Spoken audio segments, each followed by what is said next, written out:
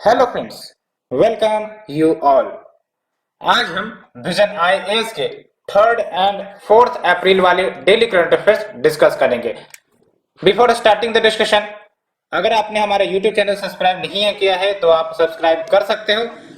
Telegram channel को अगर join नहीं किया है तो लिंक दी गई है डिस्क्रिप्शन बॉक्स में, आप वहां पर क्लिक करके हमारे टेलीग्राम चैनल को सब्सक्राइब कर सकते हो।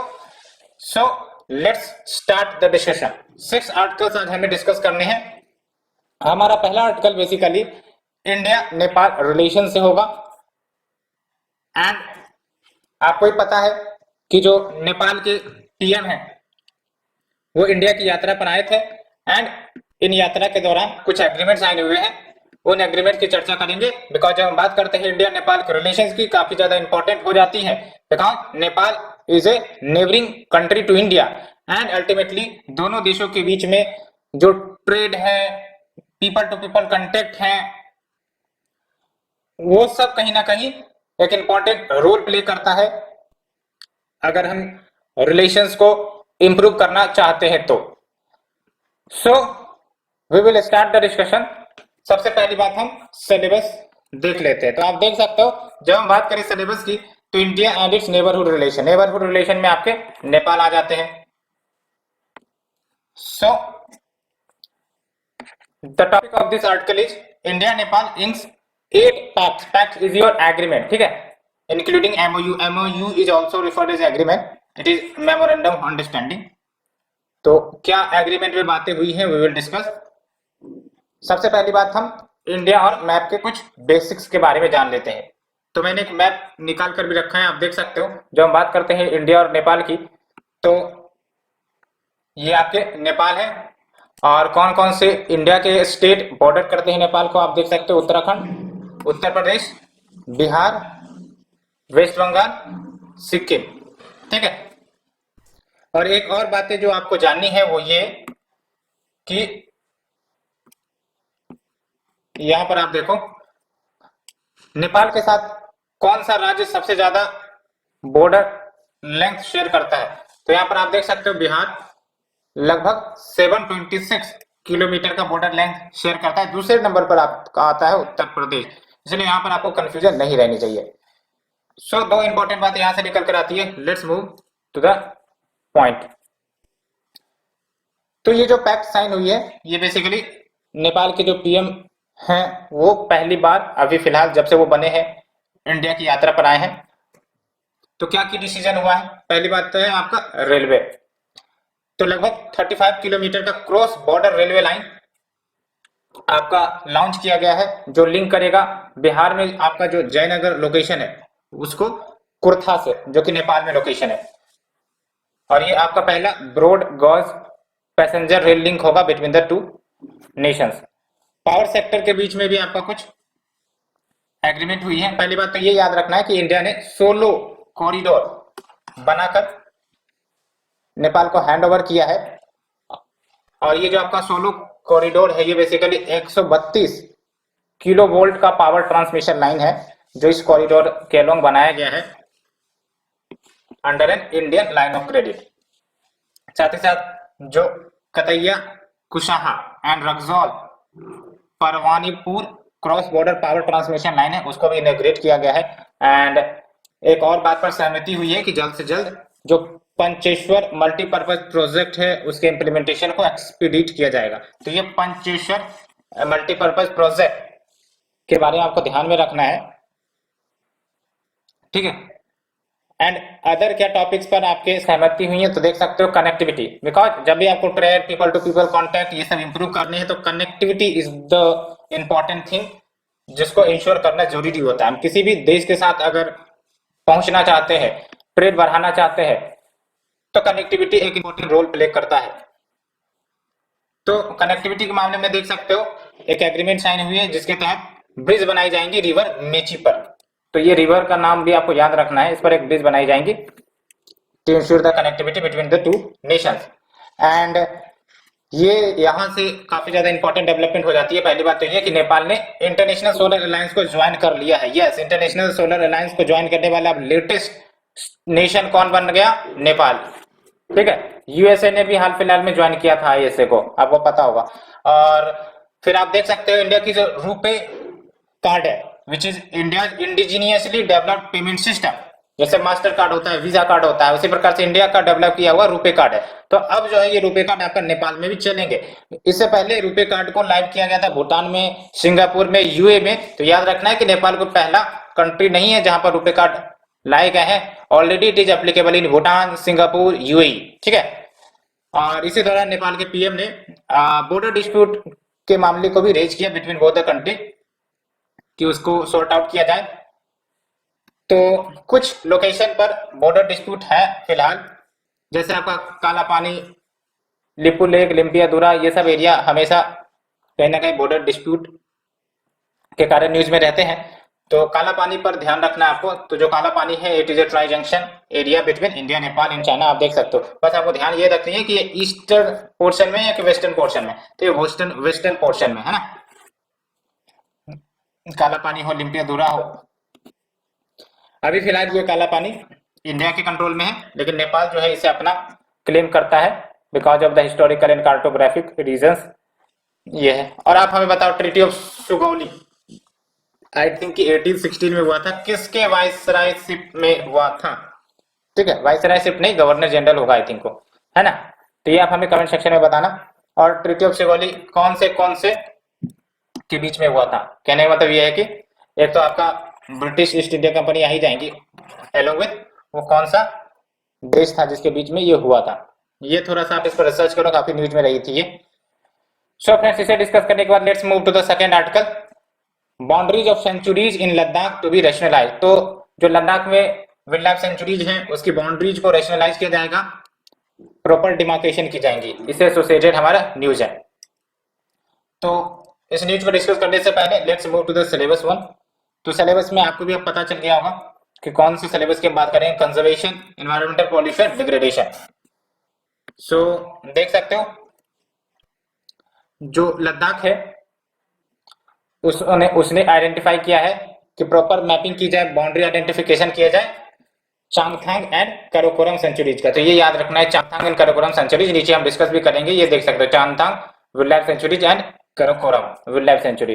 तो इसका प्रॉपर मैपिंग है, बाउंड्री आइडेंटिफिकेशन किया जाए जो कि इंडिया चाइना बॉर्डर के अलोंग है as a priority concern.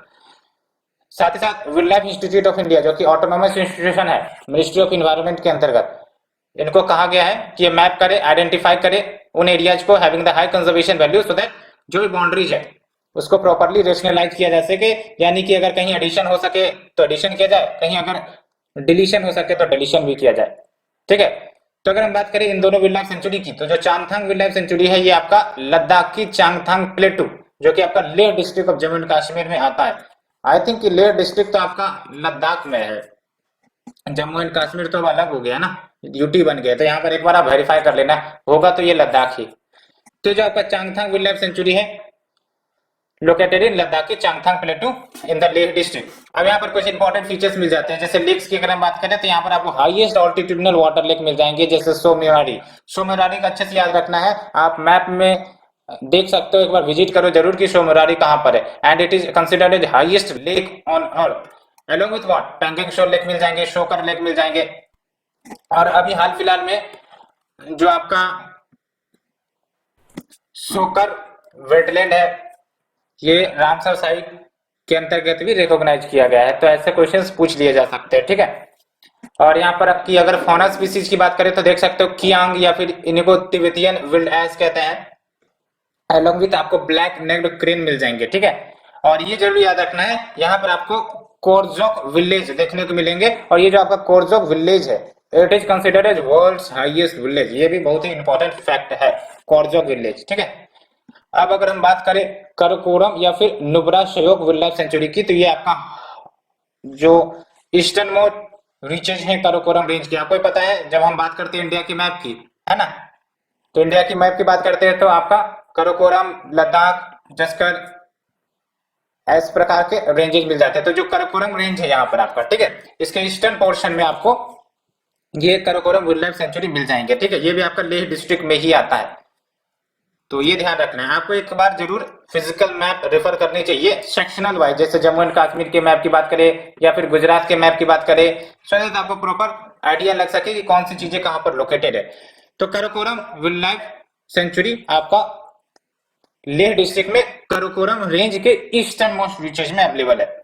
And अगर हम फौना स्पीसीज की बात करें तो देख सकते हैं यहाँ पर आपको चिरू या फिर टिबेटियन एंटीलोप मिल जाते हैं, टिबेटियन गजीले, हिमालयन इवेक्स, ये भी इंपॉर्टेंट है हिमालयन इवेक्स, इसके बारे में एक दो पॉइंट और जानने की जरूरत होगी। शेपो, वरल, विल्ड याक, स्नो लेपर्ड, ये सब आपको देखने को मिल जाएंगे। और ये जो आपको कराकोरम वाइल्ड लाइफ सेंचुरी है, ये तो हमने डिस्कस कर ही लिया है, eastern most reaches of Karakoram range in the Leh district. एक बार मैप देखना जरूर, सो दैट याद हो जाए। आप देख सकते हो ये जो आपके कराकोरम या फिर नुब्रा शियोक वाइल्ड लाइफ सेंचुरी है, चांगथांग वाइल्ड लाइफ सेंचुरी है, ये high altitudinal wild life sanctuaries है। एंड यहाँ पर आपको रेयर फौना एंड फ्लोरा मिल जाते हैं, इसलिए इनका कंजर्वेशन करना जरूरी है। एंड अगर कोई रोड कंस्ट्रक्ट करना है, आउटपोस्ट कंस्ट्रक्ट करना है near the Indo China border, तो जो आर्म फोर्सेस हैं, आईटीबीपी है या फिर बीआरओ है, उनको क्लियरेंस लेनी पड़ेगी national board of wild life के तरफ से, सो दैट ये सब जो आपके रेयर फ्लोरा एंड फौना है इनको हार्म ना पहुंचे, इनके हैबिटेट को नुकसान ना पहुंचे, इसलिए परमिशन से लेनी पड़ती है। ठीक है, अब आप देख सकते हो जो मार्च 2021 का पीरियड है, इसमें जो Changthang wild life sanctuary land है उसको डाइवर्ट कर दी गई थी 24 आउट स्पॉट्स कंस्ट्रक्ट करने के लिए फॉर द आर्मी, जैसे फॉर एग्जांपल चुशूल में हॉट स्प्रिंग, चुमार, दुंगटी, ये सब लोकेशन के नाम है जहां पर आउटपोस्ट क्रिएट करने थे। तो जो वाइल्ड लाइफ बोर्ड है जिसकी बात हमने की, उन्होंने बेसिकली बहुत सारे रोड्स की कंस्ट्रक्शन की अप्रूवल दे दी थी along this India China border अगस्त 2021 में। तो मार्च 2021 में ये आपका डाइवर्ट किया गया था, फिर इसको अप्रूवल मिल गया वाइल्ड लाइफ बोर्ड से अगस्त में। एंड फिर आप देख सकते हो followed it up with more notes, more approval मिले अक्टूबर में। तो वही बात की जा रही है कि ये सब जो रोड्स जिसकी अप्रूवल मिली है वो कहीं ना कहीं पेंगोंग शो सबके नजदीक आते हैं, कराकोरम सेंचुरी के नजदीक आते हैं, तो फ्लोरा फौना के जो हैबिटेट है उनको अफेक्ट कर सकते हैं, दैट्स व्हाई प्रॉपर डिमार्केशन की बात कही गई है। और साथ ही साथ ये भी याद रखिए कि जो दौलत बेग ओल्डी साइट है, it is India's highest air strip. ठीक है, ये काफी न्यूज में रही थी दौलत बेग ओल्डी साइट, एक बार इसको भी आपको मैप में अच्छे से ध्यान में रखना। तो फ्रेंड्स ये हमने डिस्कस किया, let's move to the next article. Cabinet approve प्रधानमंत्री विरासत का संवर्धन स्कीम पीएम विकास। तो ये नया स्कीम है, इसके बारे में थोड़ा सा जानना जरूरी होगा, वी विल डिस्कस क्या इसके ऑब्जेक्टिव्स हैं। तो सबसे पहली बात तो सिलेबस से शुरुआत करते हैं। तो सिलेबस में आपका welfare scheme for vulnerable section of the population by the centre. तो देख सकते हैं ये जो पीएम विकास स्कीम है यानी कि प्रधानमंत्री विरासत का संवर्धन स्कीम, ये आपका मिनिस्ट्री ऑफ माइनॉरिटी अफेयर्स के अंतर्गत चलाया जाएगा, जिसका एम बेसिकली सामाजिक, आर्थिक, शैक्षिक एम्पावरमेंट करना है माइनॉरिटीज का, और स्पेशल एम्फेसिस दी जाएंगी आर्टिशियन कम्युनिटीज को, वोमेन को, यूथ को। कैसे? तो देख सकते हो 33% ऑफ द टोटल टारगेट, जो भी टोटल टारगेट्स आइडेंटिफाई किए गए इस स्कीम में, एटलीस्ट 33% ऑफ दैट वो महिलाओं के लिए रिजर्व की गई है, एंड उनको इंटरप्रेन्योरशिप, लीडरशिप सपोर्ट दिया जाएगा। ठीक है, एंड फिर आप देख सकते हो जो भी महिलाएं ट्रेन की जाएंगी इंटरप्रेन्योर्स के रूप में, उसमें से जो 10% वोमेन होंगी उसको सेलेक्ट किया जाएगा बिजनेस मेंटर्स के रूप में, तैयार किया जाएगा उन्हें, सो दैट ये फिर अन्य को ट्रेन कर सके। ठीक है, तो अन्य क्या skill development and employment oriented program minorities के लिए चलाए जा रहे हैं। तो वी हैव द नई मंजिल। तो नई मंजिल बेसिकली फॉर्मल एजुकेशन प्रोवाइड करता है, क्लास 8 या क्लास 10 तक स्किल्स प्रोवाइड करने का भी प्रयास करता है, सो दैट जो बेनिफिशियरीज है वो बेटर एम्प्लॉयमेंट एंड लाइवलीहुड हासिल कर सके। बिकॉज शिक्षा से अगर जोर दिया जाता है तो जो अपॉर्चुनिटीज है वो खुलने लगती है। ठीक है, एंड नई रोशनी स्कीम भी है जो एम्पावर करता है, इनहेंस करता है माइनॉरिटी वुमेन के कॉन्फिडेंस को। कैसे? नॉलेज प्रोवाइड करके, टूल टेक्निक्स प्रोवाइड करके for the leadership development of the women, and next is your skill and training को अपग्रेड किया जा रहा है ट्रेडिशनल आर्ट्स या क्राफ्ट्स में फॉर डेवलपमेंट स्कीम, यानी कि ये जो आपका USTTAD है, and upgrading the skills and training in traditional arts crafts for development scheme.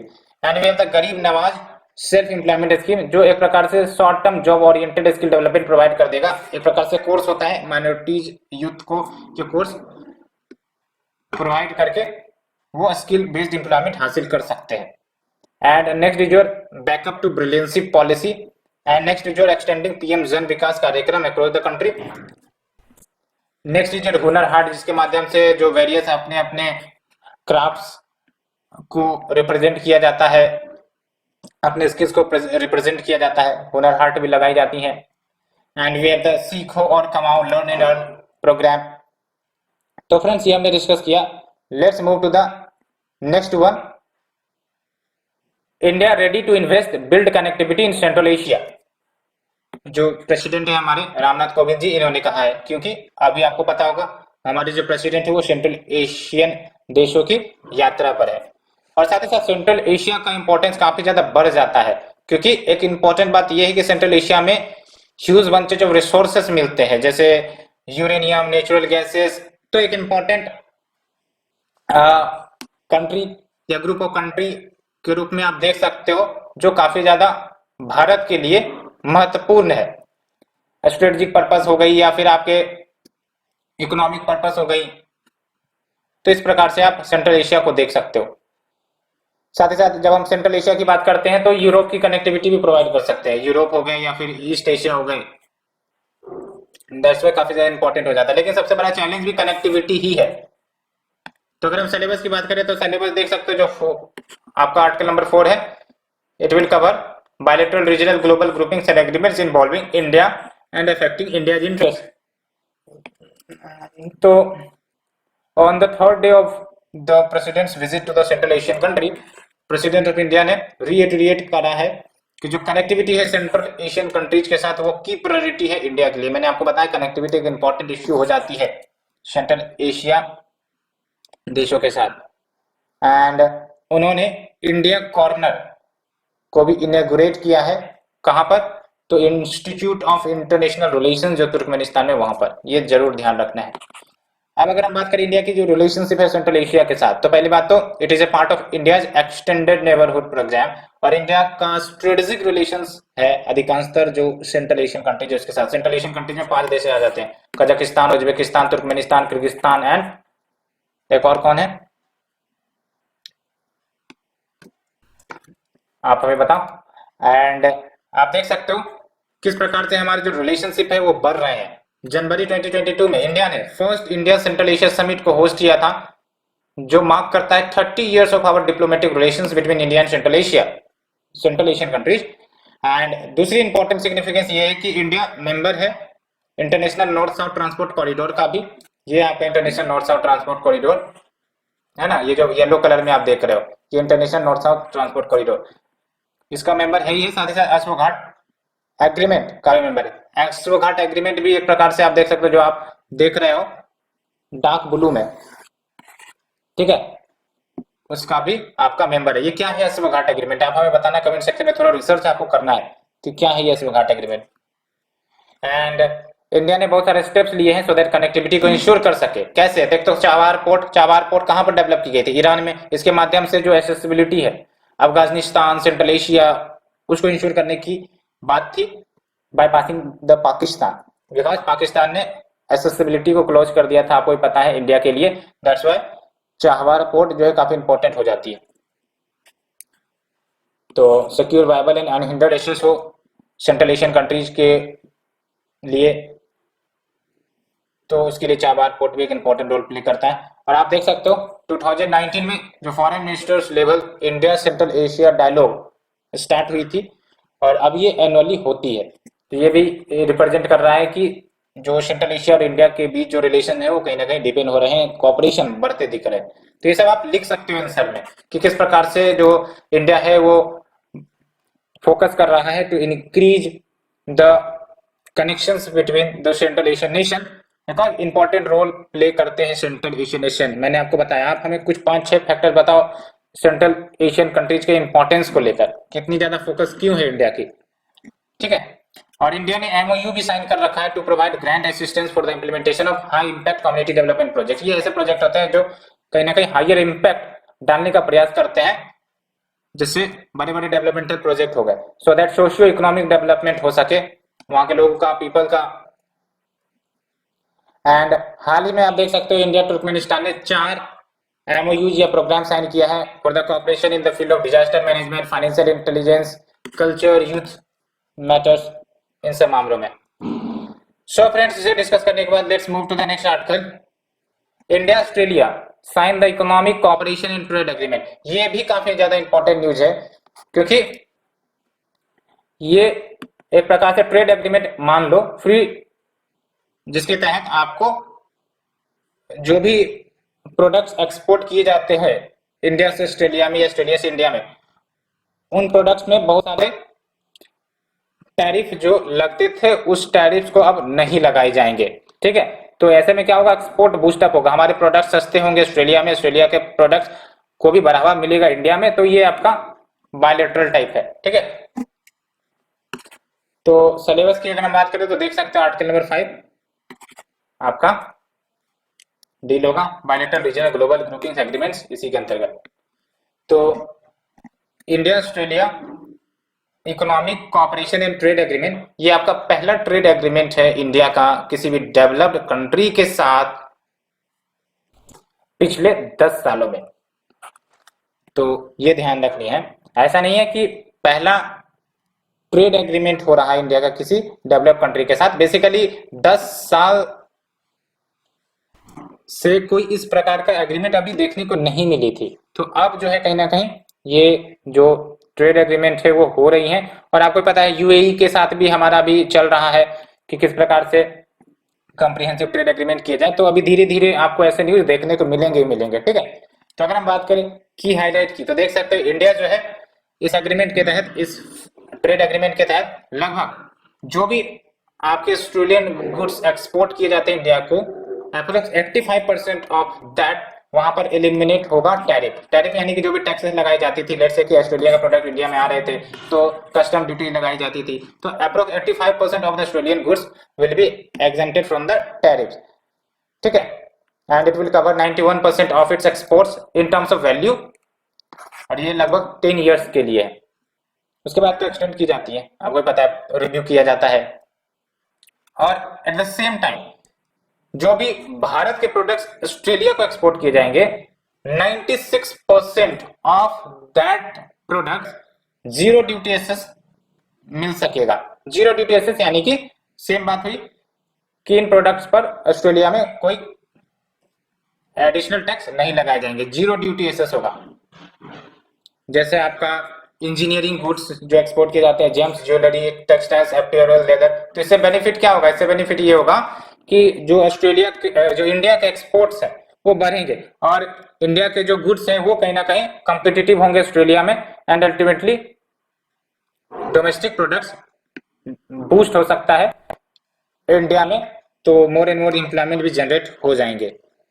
And साथ ही साथ आप देख सकते हो ये जो आपका जीरो ड्यूटी एसेस है इंडियन गुड्स की, वो धीरे धीरे 96% से 100% एक्सटेंड की जाएगी ओवर द 5 इयर्स। तो आने वाले समय में ये 100% करने का टारगेट है। अब आप देख सकते हैं एक और बातें हुई हैं कि जो इंडियन ग्रेजुएट्स हैं that have been graduated from the science, technology, engineering, mathematics background, उनको एक प्रकार से extended post study work visa मिल जाएंगे। यानी कि अगर उन्होंने स्टडी कंप्लीट कर लिए तो फिर वहां पर वो रुक सकते हैं फॉर देयर वर्क, ठीक है। एंड साथ ही साथ ऑस्ट्रेलिया ने ये भी एग्रीमेंट किया है कि वो अपने डोमेस्टिक टैक्स लॉ में अमेंड कर सकते हैं, सो दैट जो इंडियन फर्म्स हैं जो वहां पर ऑस्ट्रेलिया में मौजूद है, अब हो सकता है उनका ऑफशोर इनकम हो, यानी कि बाहरी जगहों से इनकम आते होंगे, उन्होंने कहीं ना कहीं इन्वेस्ट किए होंगे, तो उन पर टैक्सेशन ना लगाए, बिकॉज ये एडिशनल बर्डन हो जाते हैं कंपनीज के लिए कि ऑस्ट्रेलिया में तो एक तो जो हम अपनी बिजनेस एक्टिविटी कर रहे हैं वहां तो हमें देना ही पड़ रहा है टैक्स, साथ ही साथ हमारे ऑफशोर इनकम पर भी टैक्स लगाते थे, इसके कारण प्रॉफिटेबिलिटी असर करती है। तो दैट्स व्हाई ऑस्ट्रेलिया ने एग्री किया है कि अपने डोमेस्टिक टैक्स लॉ को वो अमेंड करेंगे सो दैट जो टैक्सेशन लगाते हैं offshore income of Indian firms के ऊपर उसको रोका जा सके, as well as technical services provide की जाए उन्हें ऑस्ट्रेलिया में। सिग्निफिकेंस ऑफ इंडिया ऑस्ट्रेलिया की बात करें तो पहली बात तो अच्छे से याद रखनी है, जो ऑस्ट्रेलिया है वो आपका 17th largest trading partner India का, first top most trading partner कौन है इंडिया का, यूएसए, ये ध्यान में रखना है, ठीक है। और जबकि हम बात करें इंडिया, तो इंडिया ऑस्ट्रेलिया का 9th लार्जेस्ट ट्रेडिंग पार्टनर है। ये दोनों इंपॉर्टेंट, उल्टा ना कंफ्यूज हो जाना। Australia 17th largest trading partner India का और इंडिया जो है ऑस्ट्रेलिया का 9th लार्जेस्ट ट्रेडिंग पार्टनर है। एंड दोनों कंट्रीज में स्ट्रेटेजिक पार्टनरशिप है, सिविल न्यूक्लियर कॉपरेशन है, रेगुलर मिलिट्री एक्सरसाइजेज भी होती रहती है जैसे ऑस्ट्रेलिया इंडियन डिफेंस एक्सरसाइज, ठीक है। और जो आपका ये जो एग्रीमेंट हुआ है आपका,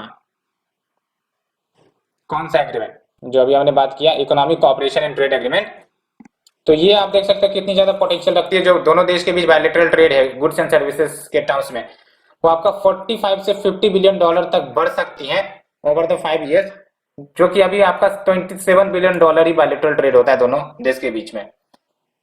और साथ ही साथ एडिशनल 1 मिलियन जॉब्स क्रिएट हो सकते हैं भारत में। तो आप देख सकते हैं एक इनिशिएटिव से कितने ज्यादा एक प्रकार से स्कोप खुल जाते हैं, employment generation, trade boost up, economic and revenue generation. तो ये सब बातें आपको ध्यान में रखनी है। सो फ्रेंड्स, इसे डिस्कस करने के बाद let's move to the last article. Central bureau of investigation truly performing its duty, no more a caged parrot. पहले बोला जाता था ना कि जो सीबीआई है बंद पिंजरे में तोता जैसी बातें कही जाती थी, तो अभी लॉ मिनिस्टर ने इसी पर उन्होंने कहा it is not know more a केस्ड parrot. तो सीबीआई का आपको जानना पड़ेगा। तो सिलेबस की बात करें तो देख सकते हो statutory, regulatory and various quasi judicial bodies. तो हाल ही में लॉ मिनिस्टर ने सीबीआई को पेश किया है because of the high professionalism. And देख सकते हो कन्विक्शन रेट भी ज्यादा रहा है, यानी कि जो भी केसेस सीबीआई लेती है उनमें जो कन्विक्शन रेट रहा है वो 70% रहा है। एंड कहा भी जाता है सीबीआई जो है इंडिया का प्रीमियर इन्वेस्टिगेटिंग एजेंसी है, पीपल इस पर ट्रस्ट भी करते हैं। और एक प्रकार सीबीआई को सेंट्रल एजेंसी के रूप में देखा जाता है, जो ब्राइबरी हो, करप्शन हो, इन सब केसेस को वो देख रेख कर सकते हैं। और 2013 में ये जो आपका केस पैरोट वाला कीवर्ड है ना, आप देखो कब आया था, 2013 में सुप्रीम कोर्ट ने कोल स्कैम केस जब हुआ था तो उसी में सीबीआई को एक केस पैरोट का टैग मिल गया था, बिकॉज कहा जाता था कि बार बार सेंटर इसमें इंटरफेयर करती है। अब कैसे, पहली बात तो यही कि स्टेटरी स्टेटस सीबीआई की नहीं है, आपको पता है ना, एग्जीक्यूटिव रेजोल्यूशन से बनाई गई है और ये आपका department of personal, ministry of personal के अंतर्गत आते हैं। तो पहली बात तो इश्यू ये आ जाती है, तो इश्यू ऑफ ऑटोनॉमी। लेकिन हाँ, अगर हम बात करें पावर कहां से ड्रॉ करती है, तो Delhi special police establishment act 1946 इसके तहत वो पावर ड्रॉ करती है। प्राइमरी जुरिडिक्शन आपका कहां पर है, दिल्ली एंड यूटी में है प्राइमरी जुरिडिक्शन।